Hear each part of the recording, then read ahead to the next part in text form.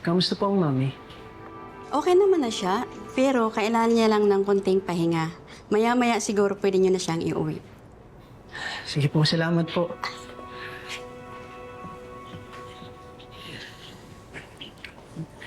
Brad, salamat pala sa pagtulong sa akin dahil dito si mami. Wala nga naman.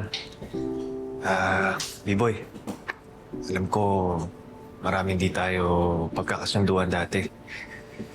Pero kahit na ganun, basta pag panahon ng pangangailangan, tutulong at tutulong ako sa'yo. Salamat, Brad. Ayan mo, makakabawi rin ako sa kabutihan mo, Noli. Sige, Brad.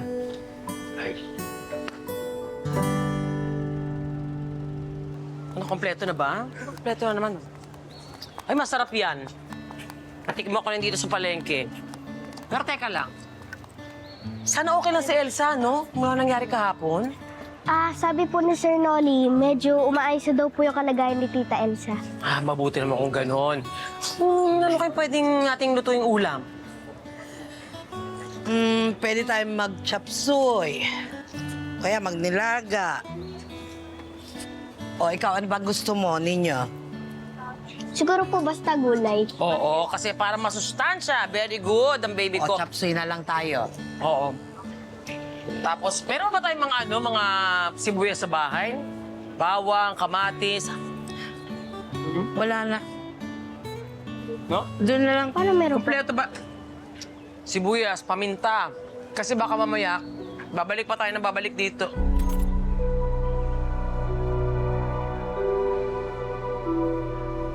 Ano nangyayari sa'yo, te? Ano yun? Te! Ay!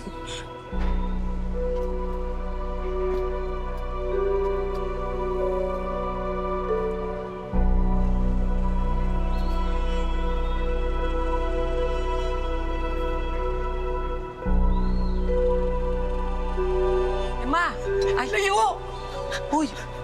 Ano nangyari sa'yo?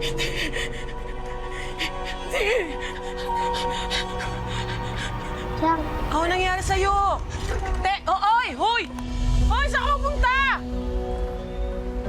Ano nangyari sa... Ano nangyari sa... Nakakalaw ka. bakit parang takot na takot po si Chang Emma? Oo nga eh, parang... Hindi ko...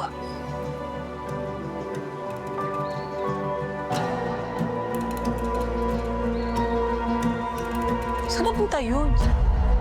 Tsaka sino tinitignan niya na... Hindi ko po alam.